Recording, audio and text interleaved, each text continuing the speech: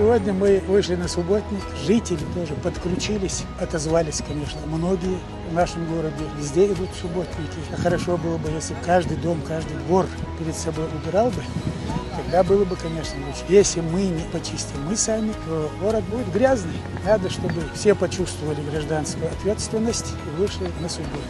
Весна наступила, будем убирать, и город будет чистым.